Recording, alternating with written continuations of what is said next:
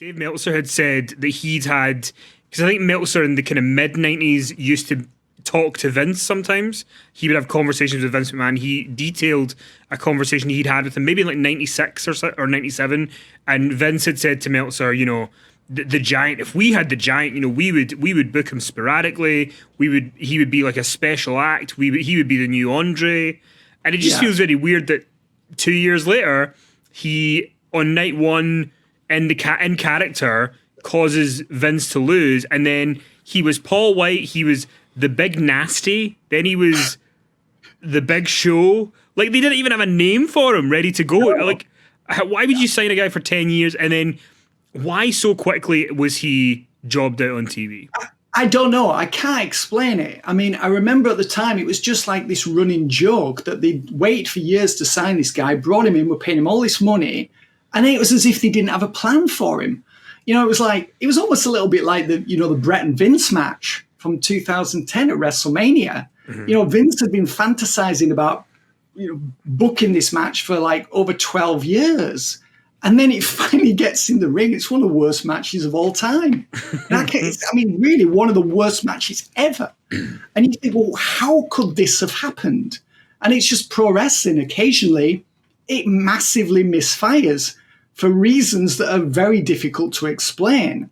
I know from the start they were concerned about Wight's conditioning, but then, Jim Ross was there saying, oh, this is all WCW's fault.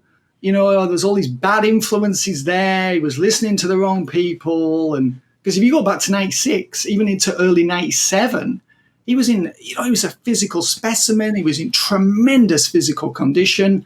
Fast forward to early 98, and he put like 60 pounds on and was not working out anymore, was a smoker at the time, was renowned for eating junk food, and he just piled it on, gotten really lazy. And then he arrived in WWF, and I think the hope was that around a different locker room, he would be more motivated and would become the guy that they wanted him to be. And of course, that never happened. And he's getting sent to OVW as a punishment to lose weight, and then he's effectively suspended because they're not happy with his attitude and his work ethic.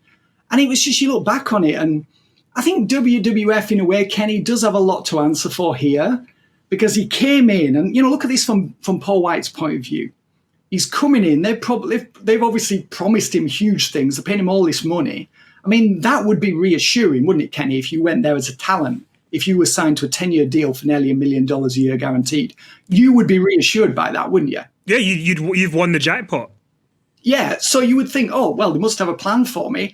And then, as you said, just a few weeks later, he's losing to Steve Austin on Raw. And I remember just being mystified, bewildered at the time by this. And you're just like, why is this happening? There's no reason for it. Austin didn't need that victory. He's not more over as a result of that win.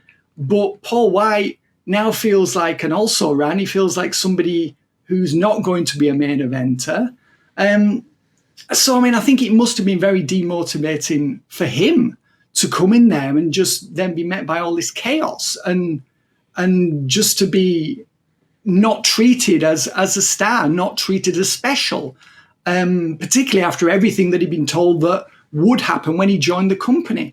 For him, it must have been very disheartening. So, for years, we've knocked Big Show. I've just knocked him now. But I think, we've got to almost sort of look at it from his point of view as well.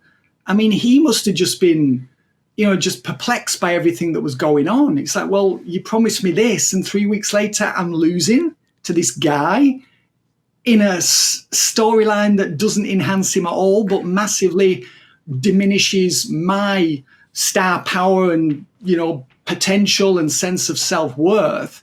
So it must have been a difficult time for him as well.